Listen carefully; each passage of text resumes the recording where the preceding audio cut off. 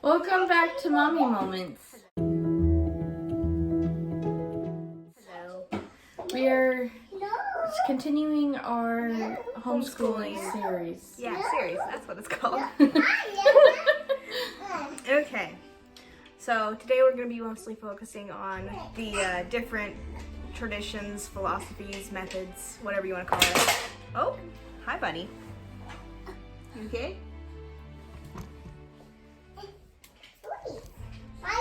Okay. Yeah.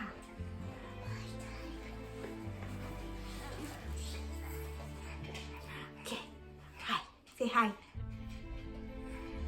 Okay. So, there's quite a few, and a lot of them are like sort of similar, so I'm gonna kind of lump them together, but yeah. So, there's the like traditional method. And this one's just more, you follow a curriculum set by somebody else and, you know, do it every single day for the school hours of the day. Using textbooks and teacher helps and sometimes online, sometimes, you know, through public schools. So yeah, that's basically the traditional one.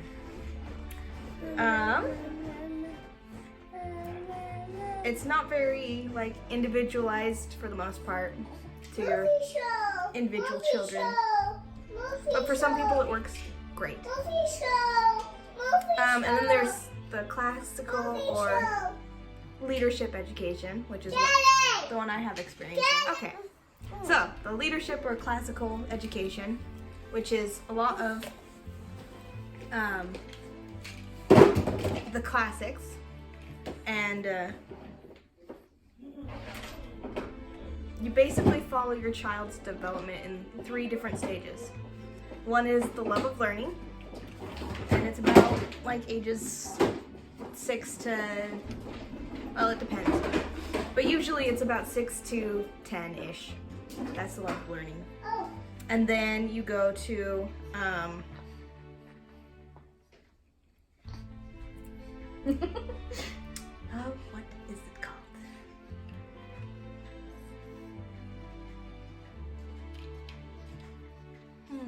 I can't remember right now. But basically, it's where they start to like branch out into specialized interests. We'll just call it specialized interest for now. Yeah, we'll call it that for now. Yeah. And then there's the 3rd stage, which is a deeper dive into filling all the gaps that, you know, were missed. And going real deep into the things they truly want to learn. This one's great because it's very individualized and it focuses on real life skills, specifically with people. And then there's the unschooling, which is kind of the most controversial homeschooling philosophy or method, because basically the idea is you do nothing except for provide an environment. Interesting. So you don't force your child to do anything they don't want to. Mm-hmm. It's the more hippie homeschooler. It's the crunchy way of doing things. Kind of. It's the hippie way of doing things.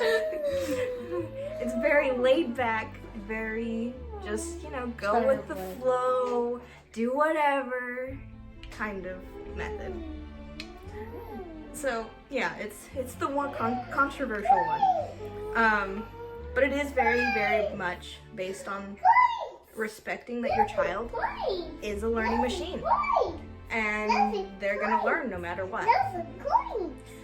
What they may learn might not be what you intend for them to learn, but you know. Yeah. Coins. Yeah. Don't touch, remember? Yeah.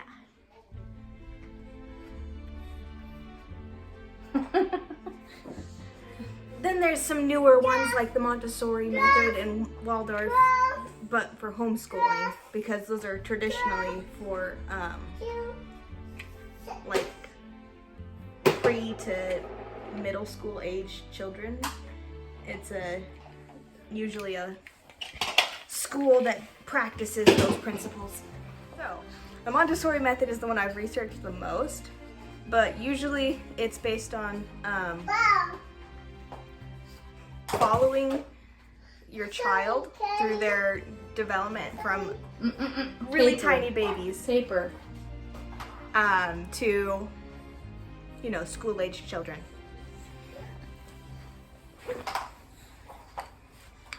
Yeah. Huh. So one of Montessori's things is trying to avoid like anthropomorphic animal characters and trying to focus more on real life things. So like cooking and cleaning and all of those things as your curriculum. And making sure you read plenty of books. And she missed it. But that's okay. She's 2.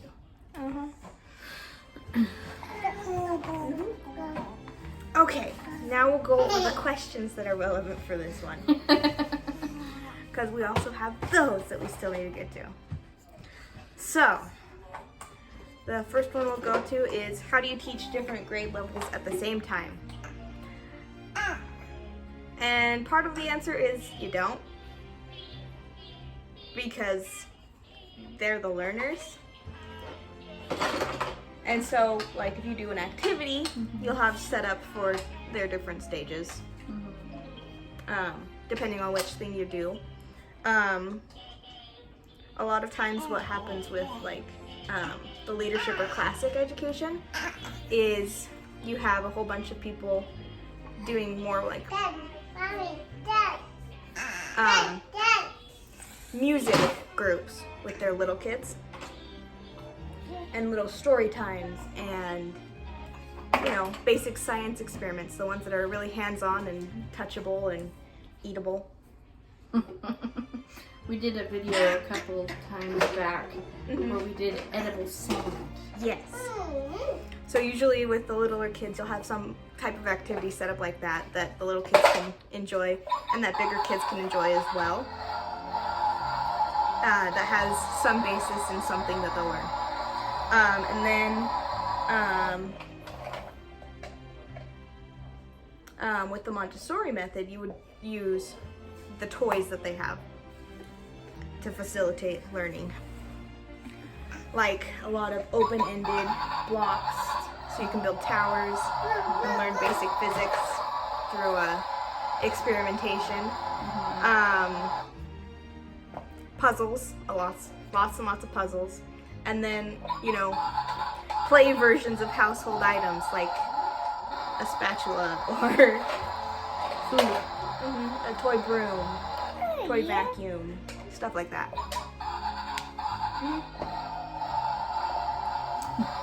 Where was I going with this? Different grade levels. Ah, yes. Once you get into more like older ages, say you have a whole bunch of kids between the 8 and 10 range, or teenagers, that's when they start going into their own branches. So a lot of times, especially like with the leadership education, you'll have one teenager off reading Shakespeare, or maybe 2 of them are reading it and discussing it together. And you'll have probably a co-op group that you're going to, and they'll be helping you facilitate your older children. And while you focus more on the things you were supposed to be doing with the little kids, with the little kids. So yeah.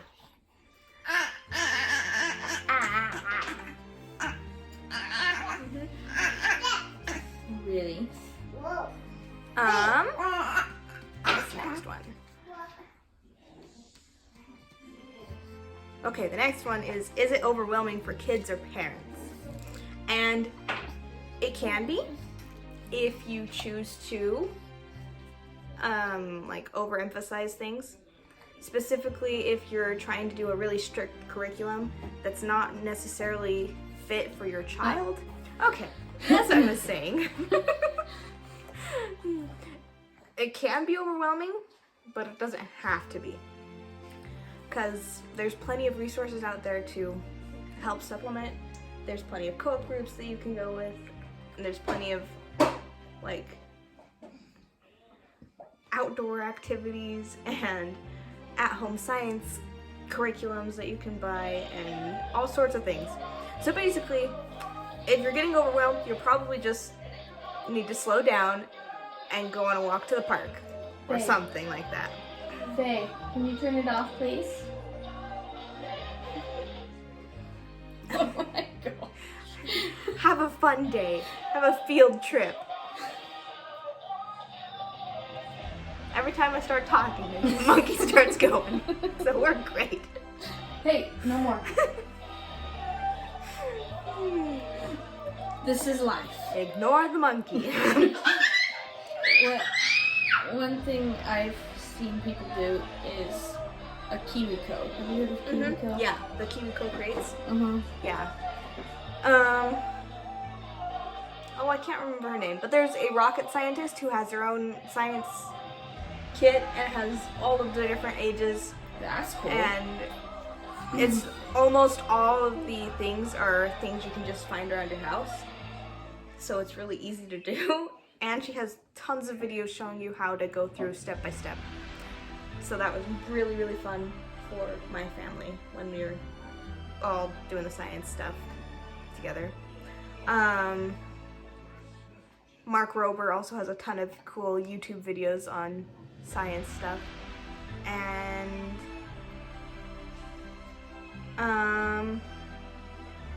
what was the other one? Oh, Khan Academy is good for math. And there's a whole bunch of other like math games and stuff. That's cool. So yeah, there's a whole bunch of things. You don't have to get overwhelmed, like especially if you feel like you aren't very capable in the subject that you're trying to get your child to love. Me? Math. Yeah. Math for one. It's a big one. A lot of people struggle with science too, because you know, how often do you use science in your day-to-day life? Wow. I can speak. Or it's like geology. How many people just use that in their everyday life? Yeah. Not too many. So yeah, anything that you don't feel like you're capable of doing and teaching, there's plenty of resources out there. And if you're doing too much, you know, during the day and that's why you're getting overwhelmed, then just step back and do something fun. Like spread it out for, at least this is what I've seen, is like some people have done like a subject a day. Yeah. So that they're not doing like a whole 8-hour school day in one day. Yeah, because that's the good thing about homeschooling. You have the freedom to do whatever you want. And you don't have to sit and do an hour of math, an hour of reading, an hour of science, an hour of exercise. You can do 8 hours of just reading, and that could be school. And especially or even once like 30 minutes of it. Yeah. It doesn't have to be crazy. It's as long as they're getting the point across and what they're learning. And that's the good thing as well, because every child learns differently, and we all have our different learning styles, and some people are more hands-on, I need to do the thing in order to learn it, and some of us are able to just read and study and figure it out. Or in my case, I have to hear it, hands-on, and listen to it. Yeah. I'm weird. So, whatever your learning style is, if it's more like the creative side or hands-on or hear it once and then you got it, whatever that is, you can cater to it. Yep. Okay, and then our next question is, how do you have self-discipline?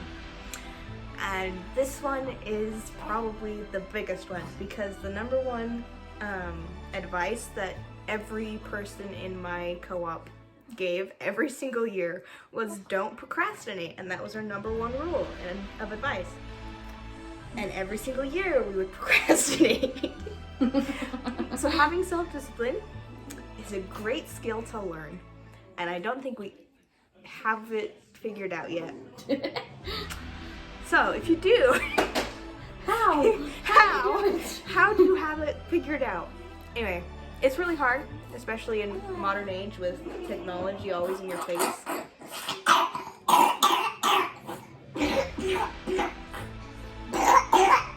Are you dying? We think it says formula. Oh. We might Making have them to all switch. congested? Yeah, we might have to switch. Well, that's fun.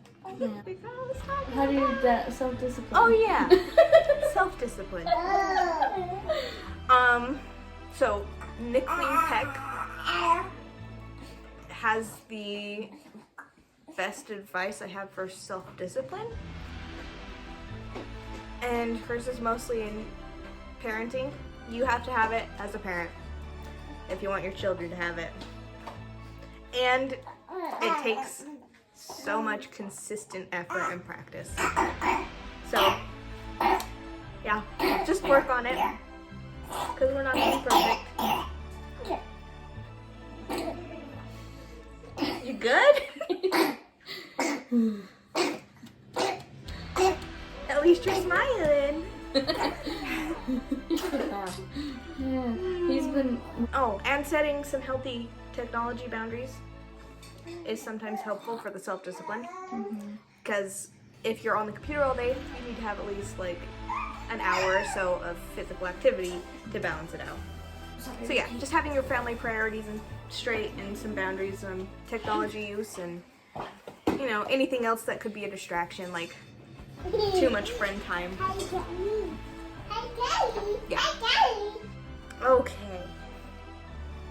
Next question. Do you need any textbooks or computers? Totally depends on what style you want to do. I would say of the two, having textbooks is not as important, because everything's so digitalized nowadays that if you have a computer, you basically can get textbooks. Save money and space. So, E-books. if you want textbooks, Go for it. go for it. If you don't worry about it. Yeah. Just less in your house, at least for me, is better.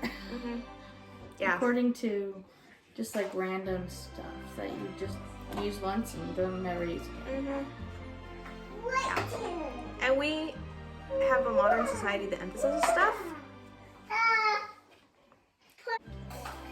and we don't necessarily need it.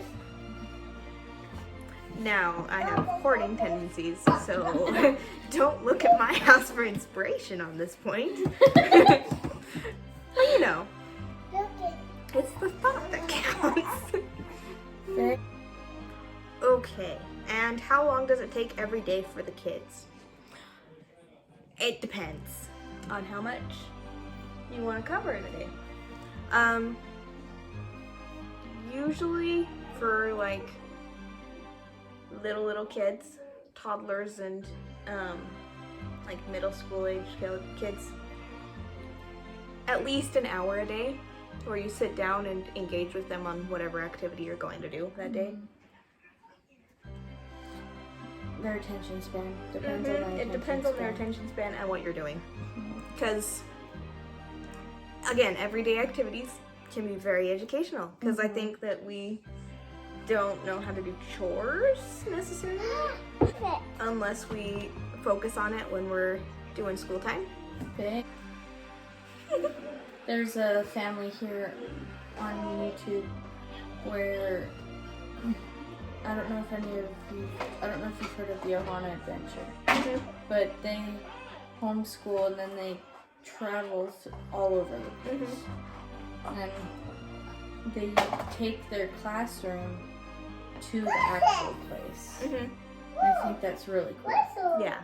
And usually you want to do like an hour of sit down work with the little kids and then an hour of go out and do things.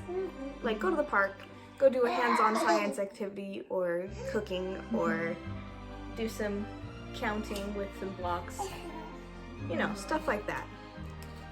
And read some books.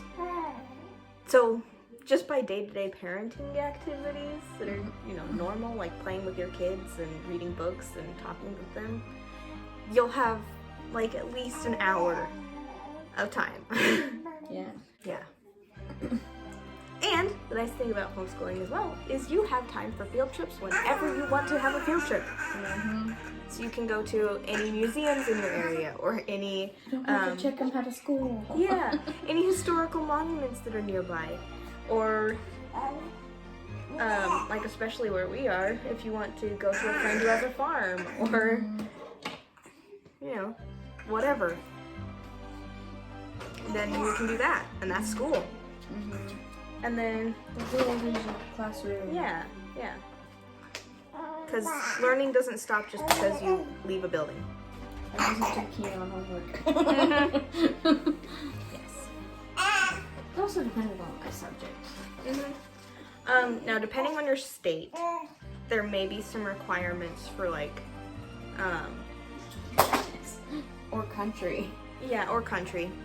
There may be some requirements on what you have to do as far as like testing and academic achievements. Here in Utah, there's not very much that we need to do, but you know, it's good to check with your state laws and country laws to make sure you're following their guidelines. Some of them might be unnecessarily strict, but you know, it's fine. It's their decision. And that also goes along with how long do you have to teach every year. Usually, like, especially for like my family, we did more structured school during the school year, but Yeah, we don't. you know, learning. Sorry for the jump cuts.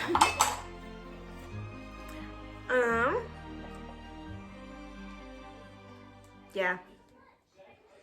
Just follow basically your own schedule, because we usually would learn over the summer as well. Earthquake. Especially me, because I was always reading. Always. I took a book on every vacation that we've ever done, and yeah. I can't. If I were driving somewhere, I can't read in the car. And we were constantly playing audiobooks and constantly, you know, I can do. doing fun things that were also educational. And I love to cook, and so I did that like all the time. I'm learning to cook. Taylor, my husband does a lot of the cooking in our house, which isn't a bad thing. But when I cook, it's more I am of looking. stuff. Hey. Go get it. There it is. Another question is, do parents need a degree to teach? And I would say no. For the most part. That'd be annoying if you did. Because honestly, most of the things that, at least that I've heard that they teach teachers, is how to control the classroom and to make up their curriculums and, you know, all of the paperwork and handling that has to go with a job. And you're not doing a job, you're just being your parent and teaching on the side. It's a hobby. At least that it seems like it. And most people are at least functionally literate. You know, able to read street signs. And there's nowadays, the internet, that can help too. And again, we have so many resources available to us just through the internet. So as long as you can, read, do basic mathematics, and know how to find the resources for more advanced things, so that you can point the way, you're qualified. Because, you're not going to teach them, like, astrophysics stuff.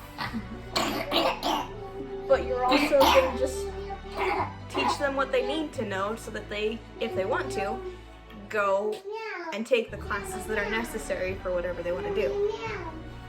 Or if they want to go off to college. Yeah.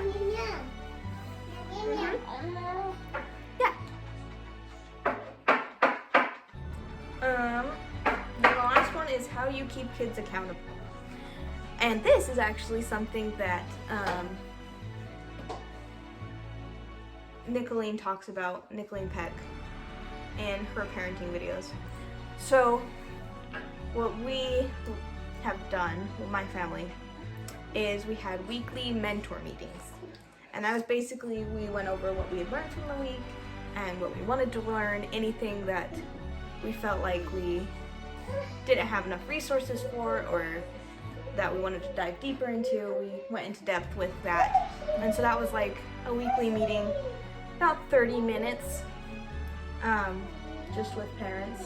We did it on Sundays because it is a day that both my parents were available and we had plenty of time and we weren't already doing school stuff because, it was the day for church.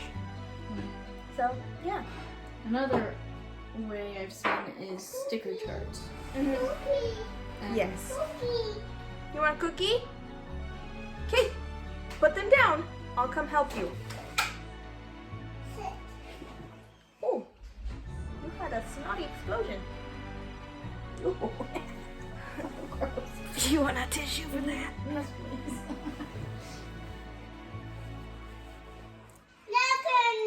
But I've seen sticker charts where they would do when they finished a certain amount of school. I've also seen, like, for those who are like K-12 or school, like those online homeschooling, like weekly progress monitoring. Yeah, so basically you just make sure that they're doing something every week. And it's also the weekly meetings with parents is a good way to check up on if they're struggling with anything, what is happening during your life, other regular parenting duties. Being a parent. It's okay. It's okay. It's okay. Right here. Shiny right here. Dropping the sprinkles. That's okay. Yeah. If you wanted, you could also do like daily accountability, just where you make sure that there's a certain time allotment that you spend, quietly doing school or whatever. It just seems a little overwhelming. It depends on how old your children are, because like toddlers, that's not gonna work. No. Even like little kids, probably up to like 8, it's not gonna work. It needs to be very much, you go and do it with them. Yes. Not necessarily one-on-one, but you make sure that the activity's continuing and they're not getting frustrated and anything that needs help with and scissors and they move along with their thing. Yeah. But, I like how we plugged that in. I'm not even using it. dang it. Now that we're almost done with the video, we'll use it next time. It's okay. It's fine. I just realized I'm like, we're not using it. I mean, Yes, babe. What? Hannah. Eat your cookie. Cookie monster. Nom nom nom.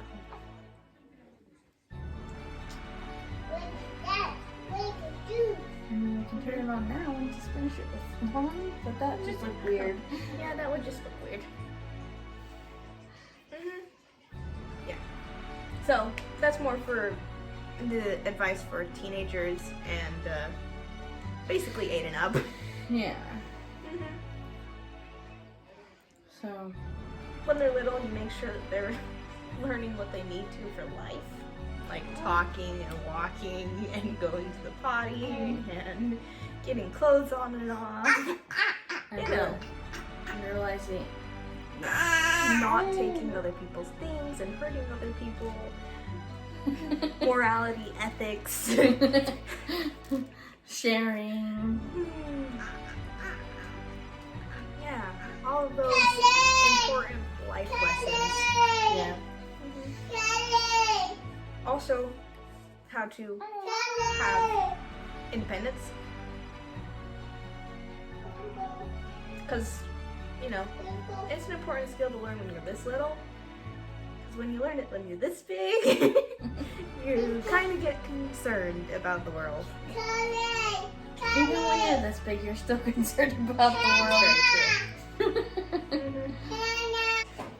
Yeah! If you saw that, if you were able to see that, just like that.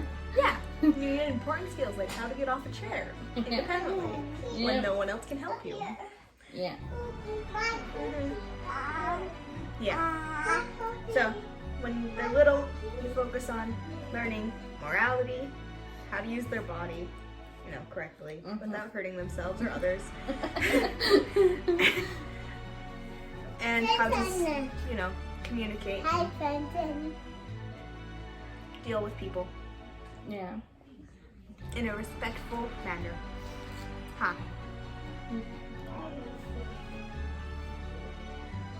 And you also teach the basis of nutritional eating Over here. when they're this big, As they're eating cookies. as they're eating cookies. It's okay to have sugar sometimes. It's all in moderation. Yeah. Everything's good in moderation, even for adults. Some, Well, depends on the moderation. yeah. Even poison. Hey. No, thank you. No, thank you. But, my life.